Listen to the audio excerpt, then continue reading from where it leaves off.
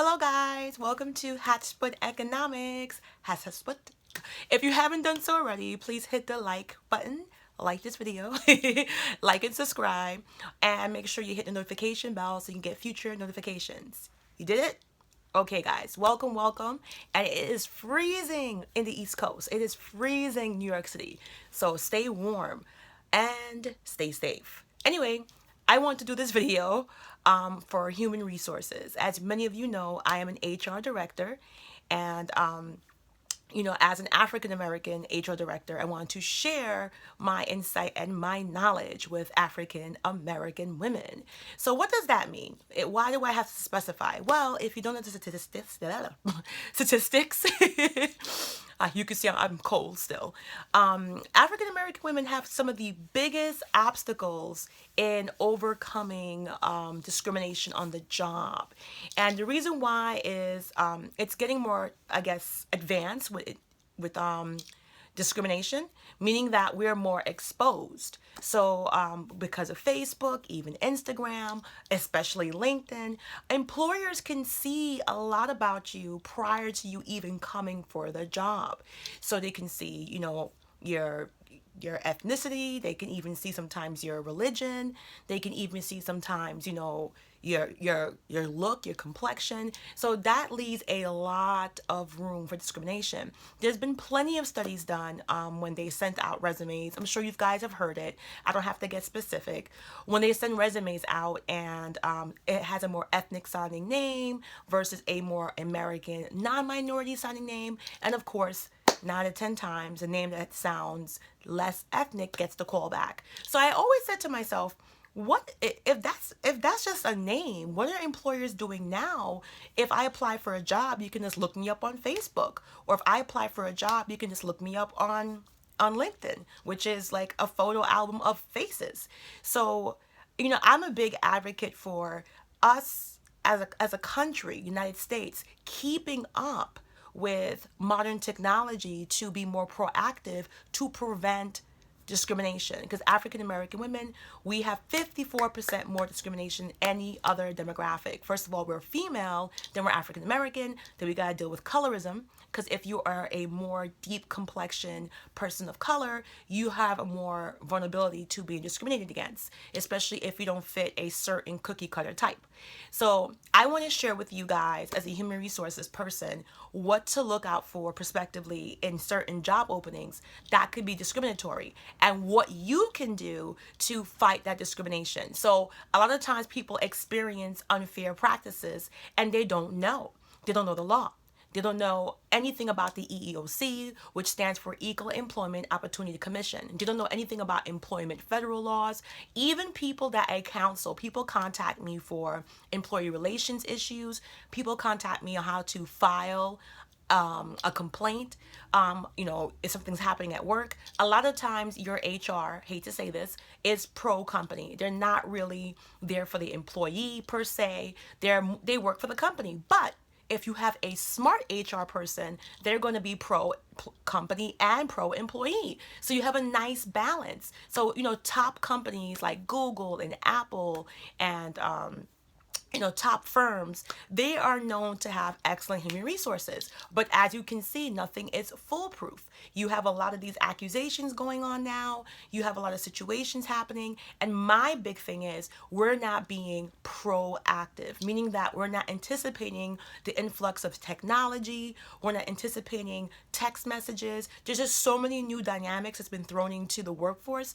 And I truly believe as a society, we're not keeping up with all these technologies. We're not keeping up with being proactive to prevent these situations. So especially for women of color, let me tell you about the 10 top things of discrimination. Number one, they can see where you live by a zip code. If you're looking for a job and it ever says, do you live in a specific zip code, especially if you're in a big metro city, that's completely unnecessary. Unless there's some type of dynamic where you got to be in a close proximity. I've seen these types of job openings when I do consultations. People ask me questions. I'm like, we're in New York City, 5 boroughs. I've been seeing a lot of job applications or job openings, asking for people to live in a certain zip code. And if I look up that zip code, it was like 85% Caucasian, 15% Asian, and absolutely no black people. So once you throw in other dynamics like you have to have a master's or a PhD, things that aren't necessarily needed for the job. So by doing that, I can actually ensure that I'm not going to get a specific demographic to apply for that job. So it's really important for African American women to see, if they see that, to flag it. You can report that to the EEOC. Don't back down. The problem is that a lot of people of color don't know employee laws. A lot of human resource managers who make these shady openings and post them don't know employee law. Because if they did, they would not expose their company to unnecessary liability. All right, so that's number one, discrimination by zip code. Number two is consistency, okay? Consistency of any type of operations for HR. What does that mean, Connie? So let's just say I'm African American and I apply for a job at, Amazon, and they give me a specific test, okay? Or they give me a certain systems of interviews, or they give me anything, whatever. If somebody else comes in and they're not a minority and they get to bypass that, or bypass a certain level that I didn't have to do, that is a form, prospectively, of discrimination. You have to have consistent operations when you're dealing with HR. So if you encounter something that doesn't feel right, or even in your brain, I trust all my viewers are intelligent women, okay? And if guys you want to listen to, you can listen. But if you're going through an interview process, use your common sense. If something seems really awkward and you're saying to yourself, okay, this can't be the way they normally interview people because the process would not be efficient. Or this is not the normal way they interview people because this is just time consuming. So, for example, if you're on your first interview and somebody wants to see references before you even offered a job, that's not typical. Or, you go on an interview and they tell you it's only going to be 3 and it turns out to 10. So you got to look for excessive behavior, and the way you be proactive in that measure when you're going on an interview. I always coach people, you are also interviewing too. Make sure you're asking about the process. Make sure you're saying, hey, how does the interview process go? How many interviews? How many candidates? How many candidates at the stage? And most companies that are doing the legitimate thing will be more than happy to explain. They'll be giddy. That's what they'll be like, yeah, that's your job, it's your passion. Companies that are doing the wrong thing will be secretive. They won't tell you the interview process. They won't tell you how many interviews. They won't tell you how many candidates at each stage. They won't tell you the basic mechanics. They'll be more shady with it. And that's because they're not doing the same operations, meaning that they adjust and they change according to who they're interviewing, which can prospectively be discrimination. Because if you're only making those adjustments and changes for when people are not minorities, that can be an issue. A perfect example of that, I have a friend, he is a male, and he is someone that can be considered Caucasian, and he told me he's never had references checked, like never had references checked. And yet, if other people in his department apply for the same role, I can guarantee you they're calling references. So something like that, you have to be aware of consistencies in executions throughout the HR experience or HR operations. You can't pick and choose, especially if it's like a test or something. So that's number 2. Number 3, you have outright discrimination, which is called ghosting. I see a lot of people talk about it. If you go for an interview, especially a series of interviews beyond the first, and people just completely stop communicating with you, that is because more than likely they are intimidated by even giving you that disqualification letter, because you can actually use that letter to say, okay, you disqualified me, but less than 2 weeks later, you hired somebody who has less education, less experience. Because I've been seeing that trend. People were calling me and say, Connie, I have never seen so many calls. And I'm like, what do you mean? People are getting actual phone calls instead of rejection letters, which is kind of cruel when you think about it, because, if somebody calls you back after your last interview, you're like, yeah, I got it. Normally, the normal thing to do is write somebody a rejection letter, not have this awkward conversation on the phone. So I dealt with about 4 people from big companies that told me they were now doing this. And I did my little investigation. And I saw that they're doing this now because they don't want to give a person a letter that says, hey, you are not getting this job, or sorry, Connie, thank you for your time, but due to whatever, because I can hold that letter and look to see who they hire. And then afterwards, I can come out and say, oh, you didn't hire me, but I have a master's, this and that, but yet you hired a non-minority who doesn't have the education, who doesn't have the experience. So that's why you're seeing the trend of big companies not even wanting to give rejection letters, even after several series of interviews. That is a bad practice. Again, be proactive. Talk about the process. Say, hey, how does the process go? How will you let me know if I get the job? How will I be notified? Will someone call me? Would I get an email? So, like, again, it's all about being proactive. So that's what, 2, 3. So number 4, this is something that is not controversial to me because I get the receipts. There's a Harvard Business Review, and it's called Why Diversity and Inclusion Don't Work. So you can actually Google it. I'll put it in the link in this video in the description box. I'll put the link in the description box. I put it in the link. But basically, if you're going on a panel interview or you're going on a series of interviews, I always tell anybody I coach, go on LinkedIn, please look at the board, not the workers, look at the managers, look at the executives. If there's absolutely no diversity, and I've had this experience when I was interviewing, really awkward. I went on an interview not too long ago because I'm trying to look for a less, I'm 100% travel as a director, and it's a lot right now. So I really wanted to stay in New York. So I actually went to Boston for an interview. And when I went to Boston, everyone in the office was not, let me be nice, there was no minorities. Everybody was a non-minority. And I was shocked, like not one. So I was the only person of color. So of course, I'm not going to get that job because there's no diversity. And even if you get a job like that, you're going to lack inclusion. So for those of you who don't know, the first thing we have is called diversity. And what's diversity? Diverse. Different people, different ethnicities and cultures at the workplace.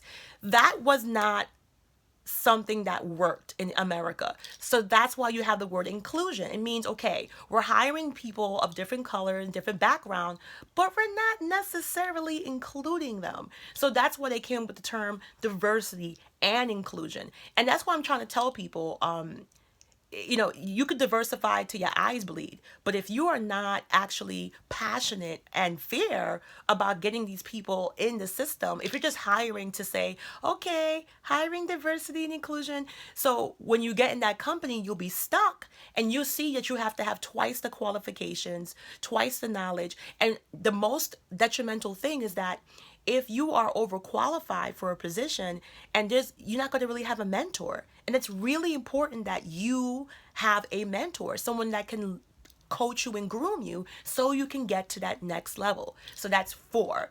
And the 5th one now, it's kind of complicated, kind of related to the one I said before, but the 5th one is talking about how they actually, overqualification. So they have certain people who have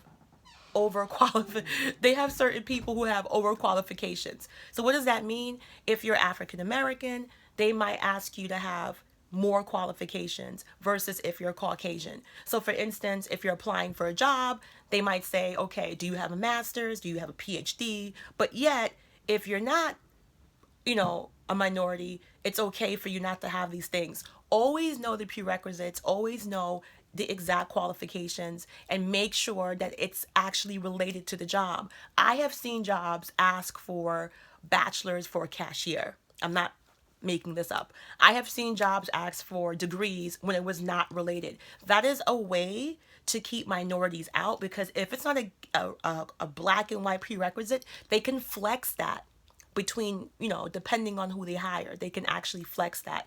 So it's really important for you to do your homework and see, like you can go on Glassdoor, which is a great site to get reviews and to see, what the people have in terms of education, background experience, and you can do your own research. It's not hard to see that.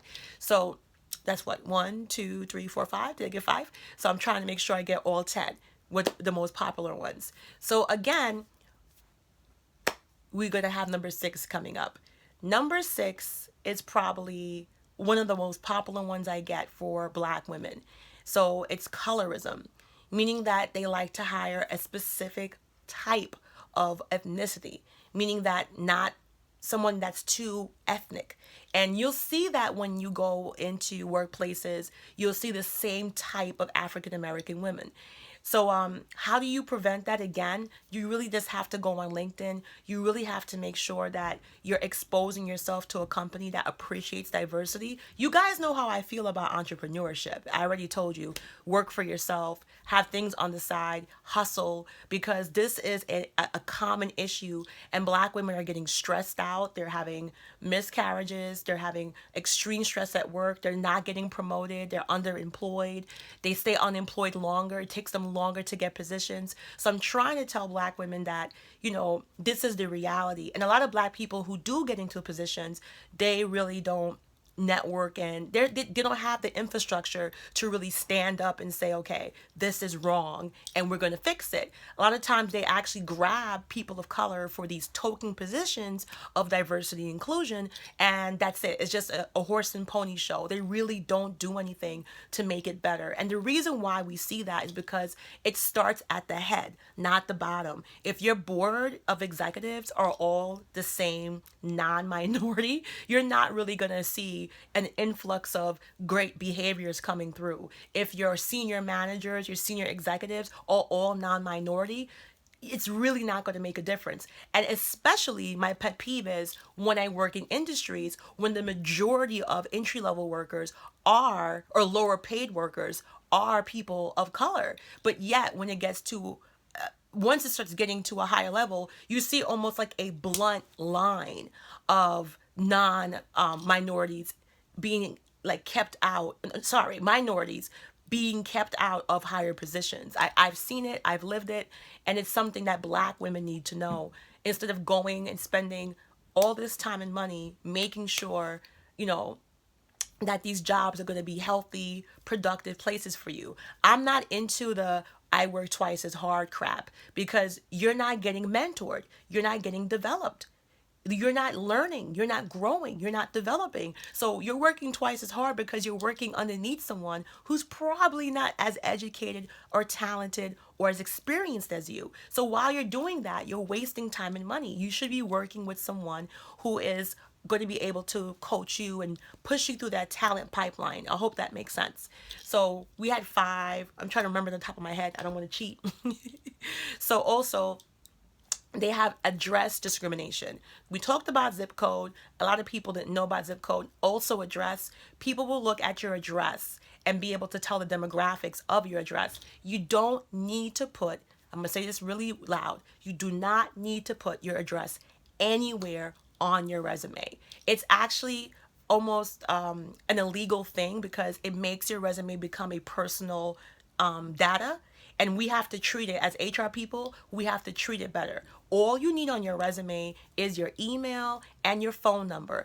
If someone looks at your resume and they see New York, New York, New York, New York, New York, New York, or they see Georgia, Alabama, whatever it may be, they know where you live. I've heard recruiters say, well, I don't know where they live. Well, if I'm working in Manhattan and I went to school in Manhattan and all my jobs are in Manhattan and I'm applying for a job in Manhattan, that's ridiculous. That doesn't make any sense. That's just a way for recruiters to discriminate and try to see your demographics of where you live. It has nothing to do with, oh, can you apply? Well, who applies for a job where they can't reach or work? Especially if you live in a metro city like New York City, where you can get on a train and go through all five boroughs, where you can get on the train and be living in Connecticut.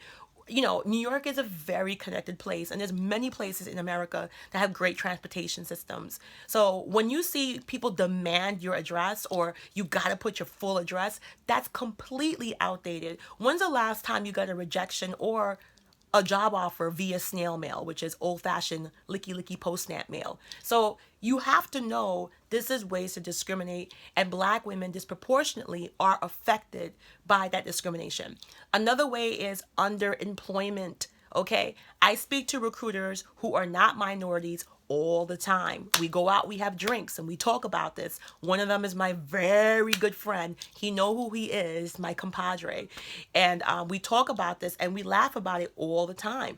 They love to hire black women when they can underpay us. I'm going to be completely honest. If they can underpay you, but you're overqualified, even better. Recruiters are trained to get top talent for lower dollar. That's why in New York City, I don't know how it is in other states, but New York City actually implemented a pay rule. Now you cannot ask anyone about their past history salary, because that was keeping women, minorities, especially African American women, double minority, down in terms of pay, because people wanted to pay you what you're making according last time, which makes absolutely no sense. If you're working for a small mom and pop shop as an HR director, but then they want to hire you because they feel you're competent, you have the skill set for Google, and Google's $1 billion company, how could they pay you the same? So I'm just using Google as an example, but how could they pay you the same? So when you see that happening, it doesn't make any sense. If you work for a city job or a union job, most of the time the salary is there, and they have entry level range, they have mid-level range, and they have advanced. They normally have levels, 3 tiers of payment, and they normally say what each tier entails in terms of what makes you credible for entry level, what makes you credible for mid-level, or what makes you qualified for advanced. They don't do that in private jobs. In private jobs, minority women get abused in terms of salary, because they always want to underpay you. And if you continue to have to divulge your past work history, your past salary, you're going to have a low level for the rest of your life. This is estimated to cost American economy trillions, not billions, trillions of lost wages, taxes, revenue, and spending power from black women. Not billions, trillions of dollars are being lost because black women are not getting the accurate pay, even with the education, even with the related experience. They're just not getting it. And then that puts black people into debt because we're not able to get the proper salary. We're not able to pay off college loans. Because one thing, before I go into the other ones, one thing that is true, your college tuition is estimated because they're figuring you're going to get a big job, you're going to pay, and if you're not getting the accurate salary, you can be affected for the rest of your life because that debt ratio keeps accumulating and accumulating. So yes, the next one, discrimination now, is internal, where they will not promote you, where they will not give you advancement. They don't let you know about job openings. They don't let you know about anything that comes up. This happened to me, my very first management job. I'll never forget it. I was the best manager. Like, I was staffing, recruiting, hiring, training. I can't say the company's name. And when a position became open, you know, at least give me the dignity to get the interview. And if you don't want to hire me, you can be like, okay, Connie, we're not going to hire you. They didn't even tell me. They just offered the person the job, and the person was only a high school graduate. Here I am with my degrees looking really stupid. So that never happened to me again. That whole experience ended very passionately, but it taught me something, that you have to be assertive and you have to be accountable for your own success. We don't have friends. We don't have friends. We don't have networking, women of color. That's why I made Hasesput, because I don't care what anyone's telling you as a black woman. You cannot do it with no networking. You cannot do it without a mentor. You cannot do it if nobody's caping for you in the boardroom. You need to have that infrastructure. And until we have that, we have to make sure that we are aware, be proactive, have solutions, and be able to overcome that. So, that's a huge issue internal. I know very talented minorities, and not just black. I know very talented minorities that if they were not a minority, they would be way advanced. I've met such amazing people throughout my career, very talented people that I'm very fond of. I think about them and I smile, and I feel kind of sad in my heart because I know because they were a minority woman, even just a minority guy, they're not going to get to a certain level of success simply because they have that color. Okay, so be aware of that. And the way you can be proactive is do your research. Look at the demographics within the company. You can find it. Indeed.com has a lot of salary history, Glassdoor. Just Google. There's so many little websites that tell you, about the company. And it's up to you to do research. It's really up to you. No one's going to hold your hand. You really have to take a proactive measure. So I think that's 7 so far. And then we have number 8. So number 8, again, EEOC. All right. EEOC is the Equal Employment Opportunity Commission. Also get to know your federal laws in terms of employee laws. If you don't know that and you have a question, I do consultations. I help people in terms of advancements. I help people in terms of, how to present your resume, how to find companies that are African American friendly, how to find careers that are female African American friendly. Because this is money, guys. And it's not getting better. The discrimination numbers have not gotten better since 1974. And all this information could be validated on the EEOC. Again, I'll put my receipts in the description box for the links. And it's really important. It's like, before I go into 7, people say, Connie, what is it that you want?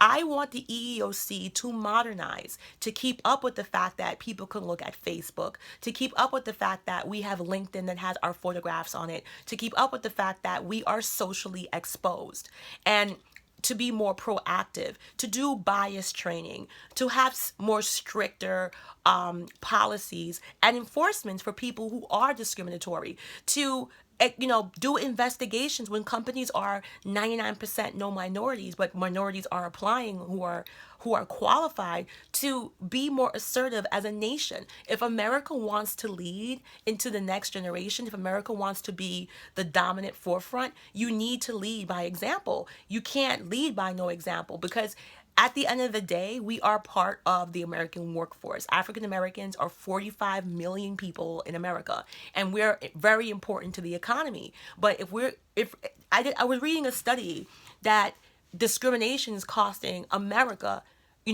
over $1 trillion, because it's just lost wages, lost opportunities, and it's accumulating. And every single year, in terms of dollar, this country spends $64 billion on discrimination cases. That is ridiculous. Every single year, not 1, not 2, not 3, every single year, $64 billion. And the thing is that companies don't review EEOC cases. Companies don't review what happened with certain cases. I can't talk about those cases here, but like I said, I'm still getting my Patreon up. So thank you to my early Patreons. I'm going to be doing monthly news stuff there. I can't talk about the companies on this platform because we use advertisers and commercials, but on Patreon I can, and I can tell you which companies will not hire you even if you can make them $1 billion in 2 seconds. So there are certain companies that I don't even know how they're functioning in America. I do. It's because you guys don't know. And that's my job, is to bring you the facts, to bring you the receipts, because a lot of Black women don't know. And even though it's available, it's there. Like, you can literally go on a laptop and get that information. My laptop is behind me on the little daybed here. But it's really important for us to know. So let's move it along. That's my little intermission. Move it along. So what's the next discrimination? What happens? So also African American women, and this is a touchy subject, they also do physical appearance discrimination. So Black women tend to be curvy, full-figured. Weight discrimination is huge, and they're more sensitive, believe it or not, to African American women. Sometimes they purposely have recruiters scout and look for African American women when they have to fill quotas who fit into a certain physical characteristic. And for some reason, it's only African American women who are excessively pursued in that way. It's like, okay, if I have to hire a black person, she has to look perfect.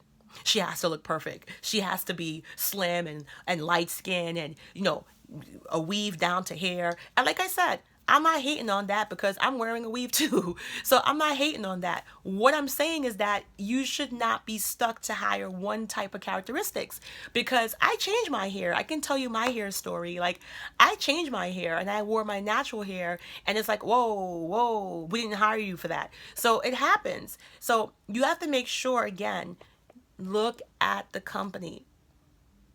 Look at the company. If the company has no diversity, you are going to have an issue. But Connie, there's no black corporate boards. Then you need to find you need to listen to my other videos to do what you got to do, because you will spend a lifetime, trying to get ahead and not getting support. And then, I mean, I've seen minorities wait 10, 20 years to get a promotion they should have got 10, 20 years ago. I'm not lying to you. I know people, when I used to work at Macy's, when I was going to college, there are people that are still there who just got a promotion after 20, 15 years, not realizing that is ludicrous. So, you really have to make sure that as black women, I'm going to keep saying it, be proactive. Do your investigation. Know your rights. Know what a normal interview is supposed to be like. So that brings me to number 8. Okay. So if you're interviewing for a job, you need to know that no one can contact your references unless specified in the application that they will contact at a certain time. That's why when you get an application, normally it says, please write references. They're not allowed to call your work and freestyle it. I've known several black women that lost their job because jobs that this is really sad, jobs that they were looking for, interviewing with, called to make sure they were working there. One is actually a close friend of mine, and she had to put a stop to it. She actually was like, nah, hell nah, you can't call my current employer. Who lets their current employer know that you're going on an interview? You don't have to do that. You don't have to have anyone contact your current. What if you don't get the job? How awkward that's going to be. It's like a guy trying to break up with you to leave you for somebody else. That chick was like, these nuts. And, he's going to be like, can I come back home, baby? Hell no. So you don't want to do that. So you want to make sure you select your references, and your references are only contacted upon contingent a job offer. If they don't want to do that, absolutely not. Your references should be business professionals, and they should not be contacting your references randomly. Your references probably are working, and they're busy, and they have their own life, and they can't be contacted randomly. So I tell black people this all the time. And, be assertive. You're looking for a job. You have talent. You have education.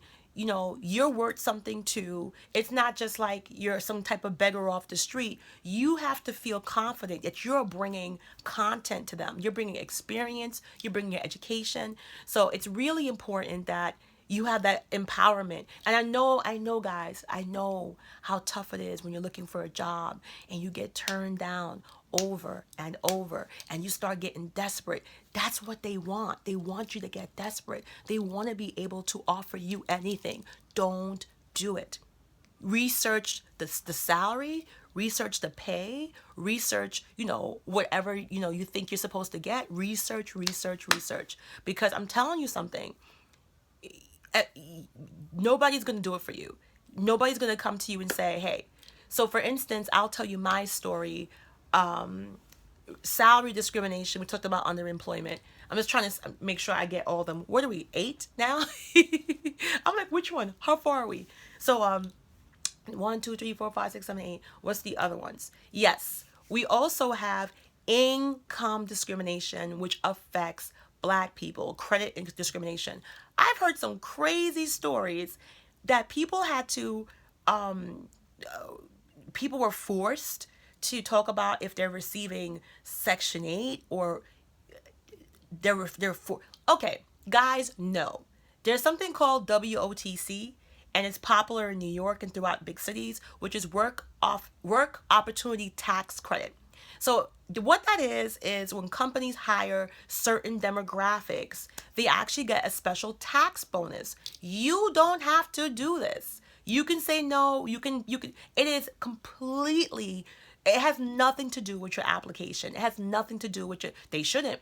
I advise people of color not to do that. It does expose personal information. So if you've been receiving welfare, if you've been receiving any type of aid, they ask you questions. And like I said, it's confidential to an extent, but your HR team knows. It's very intrusive, and you're not getting anything from it. The company's actually getting a big tax cut for each person they hire from a challenge or, demographic. And normally these are like lower end workers who are making, the minimum wage or a few dollars over the minimum wage. So you don't have to do that. I tell black women, always opt out of that, especially if you have been receiving, that's really personal. They say, I don't want to give out that type of personal information. Or just say no, or just bypass it. There's nobody that should be telling you to take it. Bypass it, because you're not even getting any of that credit. So don't do that. And also, they shouldn't be asking about, any current type of economic situation. Kids, do you got kids? Or who do you live with? Or, anything, just use your common sense. Anything where they're trying to figure out your social, economic status is not really a good idea. So yeah, and I've had a lot of black women come back and told me about that work office tax credit thing. They didn't feel comfortable. And I'm like, guys, you don't have to do that. That's something they're doing to prove to the government they're hiring a certain criteria of people, and they get a bonus. They get thousands of dollars sometimes. And you don't see any of that money. Like that's goes straight into the shareholders' pockets or corporation pockets. Doesn't really do anything for the people they're hiring or their community. So yes, so I think that's about 8. I'm trying to see my 2 more. Also, my discrimination that I see a lot that happens here is discrimination in the sense of the way you talk, your grammar, national origin. If you're an ethnic person of color, if you come from the Caribbean, if you come from a nation in Africa, I see it all the time that, they won't hire certain people that talk a certain way, have an accent a certain way. And a lot of times people say, oh, ghetto. Child, please. They have hired people from Mississippi, Alabama, North Carolina, South Carolina, and I don't understand a damn word they're saying, but they're not minorities, but they have a deep Southern drawl. And I'm like, whoa, what are they even saying? They're not allowed to discriminate against you on those measures. You talk the way you feel comfortable talking. And as long as you're using proper grammar, as long as you're using proper, sentences, you're communicating well, you're smiling, you're positive, you're articulate, you're engaging, your sociability, you're able to socialize. That's it. But I've heard people talk about this. This is my favorite one. You got to speak like this, or, language like this, or language skills or communication skills. No. My favorite discrimination thing is coming up. I think we're at 10. If we're not at 10, you can get mad in the video in the comments. But if you stood this long, this is my favorite.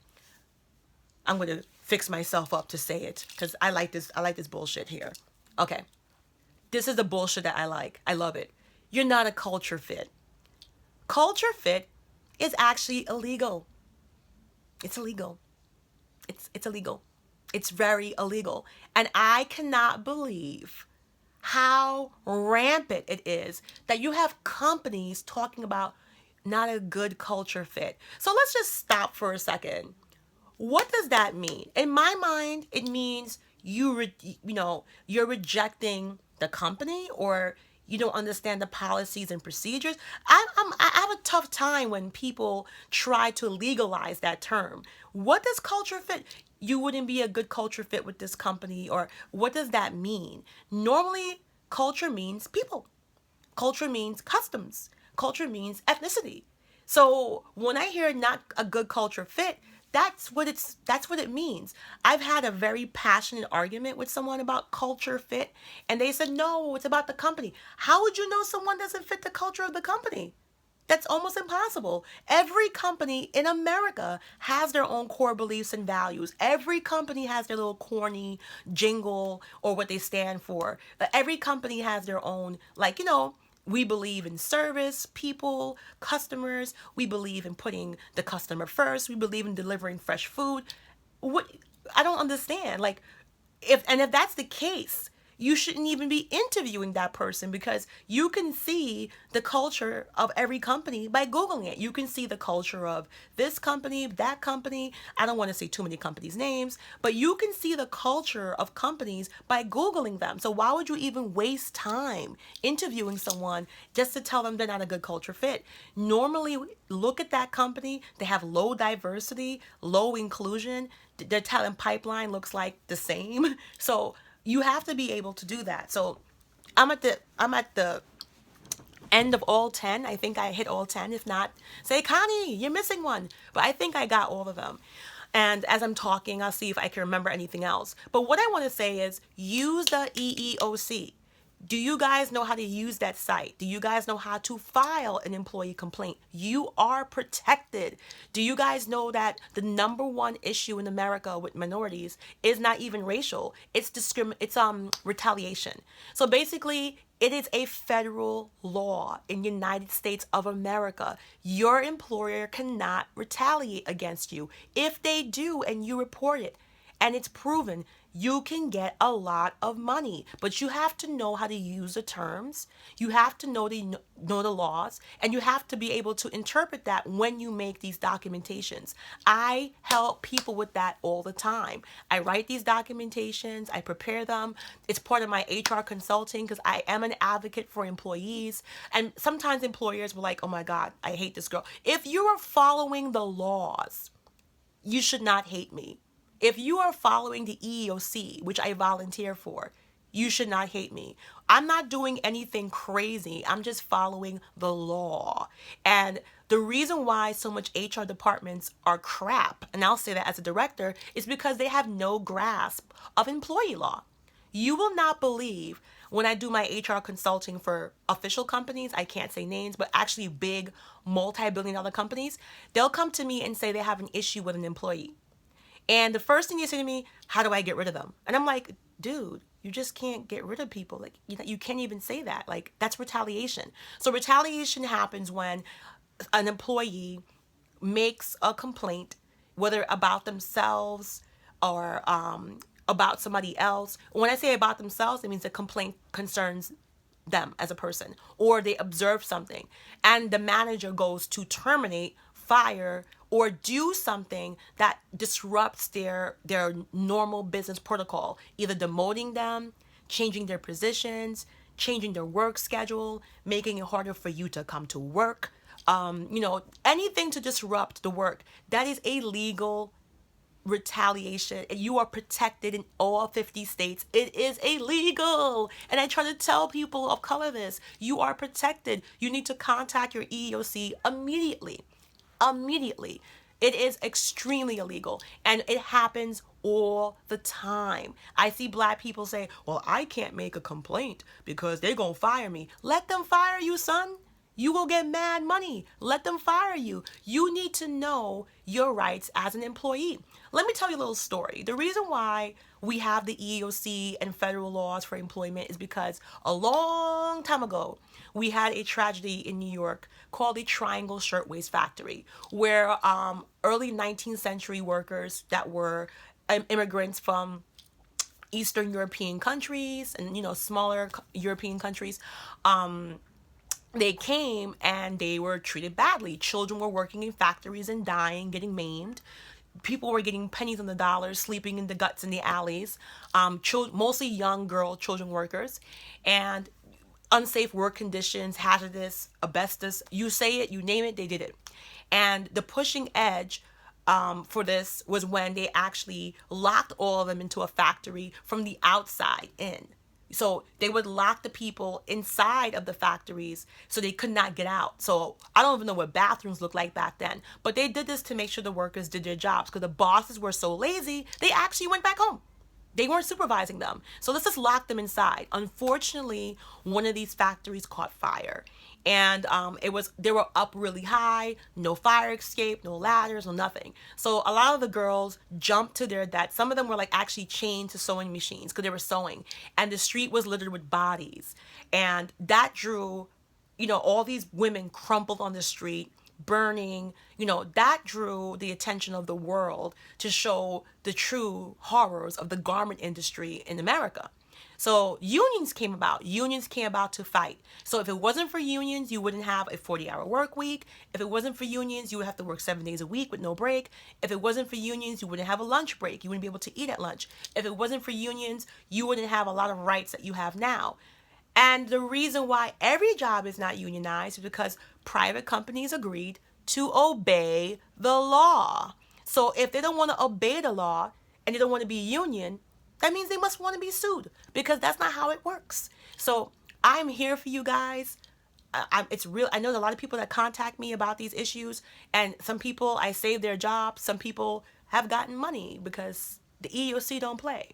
And you need to make sure that you are comfortable with these laws. Know your rights. Discrimination covers language, national origin. Discrimination also covers 38. And Black women are a big victim of the triple discrimination. What's triple? You're Black, you're a woman, and you're over the age of 38. Being over the age of 38 is protected by federal law. You cannot discriminate. So a lot of times Black women who are older and more senior may face discrimination because they don't want to hire a senior person of color. That's highly illegal. And if you're a veteran, okay? So a lot of Black people, especially Black women, have no idea the power they have, because on one hand, having these things as a minority can be challenging. But if you're a Black female and you're a woman, you're Black, you're over the age of 38, and you're a veteran, if they messing with you, son, you could take these people to the bank. But if you don't know that, how could you do that? A lot of people think, I gotta go to a lawyer. You do not have to go to a lawyer. You can go to the EEOC. But you have to make sure you know how to phrase these sentences, you know how to present your case, present your scenario, so you can get an award and be protected. Yes, you can file a complaint while you're still working for that employer. Yes, you are protected. It can even help to save your job while you look for another job if you're being harassed and you're being bullied at work, because they don't want to get hit with that case. So that's it. If I missed anything, let me know. But I hope you hear this. I hope you listen to this. Share it. Black women go through a lot.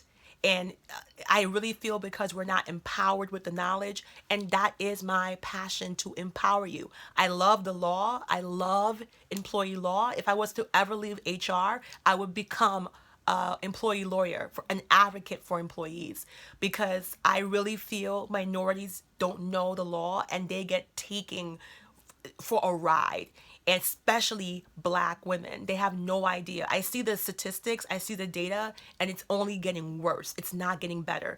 And the reason why it's getting worse is because the exposure of social media. Your employer can see you before they hire you. Your employer can know what you look like before they hire you. They can see that you're light skin, dark skin, short hair, this hair, tall, skinny, slender, curvy. So we are hyper exposed, but the EEOC is antiquated. It hasn't been modernized. So I advocate for modernizing the EEOC, modernizing their measures of observation, because they do observing, and be a little bit more aggressive to violators. So right now in New York, don't worry, I'm going to end it soon. Right now in New York, we do have the pay ban. So if employers are caught asking associates or prospective candidates their salary, the fine is $15,000. Guys, if you're on the phone, it is not illegal to record people on your device. I don't know why people make these lies up. I would strongly suggest you get a phone app, a recorder app, and record any interactions with employers. I hate to say that. And the reason why is because if you do have a pay issue, how would you report it? It's going to be your word versus theirs. You have to record them. So you have to get them documented. You have to, just call it recorded for quality insurance, for training purposes. Yeah. You have a right on your device to record anything that happens on your device. It's your device. And if they're calling you, that's not, how else will you be able to how else will you be able to say this person's trying to ask you for pay? And again, this is not me coming after private business. I am an advocate for people with small businesses, private businesses, because I truly believe the HR field needs to be revamped with people who know employee law. If you don't know employee law, partner with an employee lawyer like I did. That's how I got good. I got friends who are lawyers. And by putting in these measures, you can be proactive. It's not cute to break the law, cover up, and lie. It's like a dam that's going to be and explode. So you see all them books in back of me? Those are all legal stuff. I have to keep up. The laws change, and the government doesn't care if the laws change and you forgot or you didn't coach your staff. They don't care. It's about fines. And I think a lot of companies, look what's happening with the sexual harassment crap.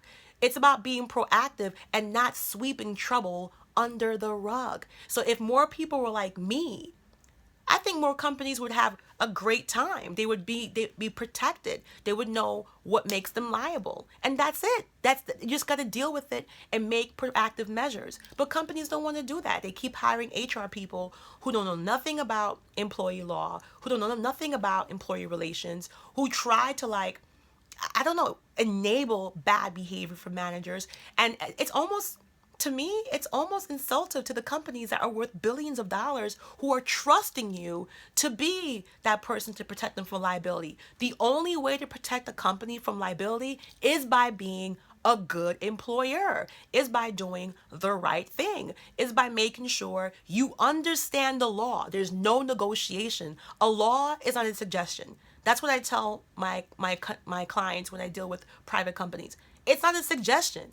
Ain't no freaking suggestion box. A law is a law. Like, you can't say, yeah, I don't know if I want to. Nah, son, it's a law. You have to follow it. Wake up, wake up. You got to follow it. And if you don't, you can get sued for millions of dollars. You hear that, people? Millions of dollars. People are getting huge awards that could have been easily avoided. So that's it for real, guys. Thank you for watching. I hope this video helps. Please share, share, share. If you have any questions, I do HR consulting. I'll put the link down there so you can find me. And that's that. Enjoy, guys.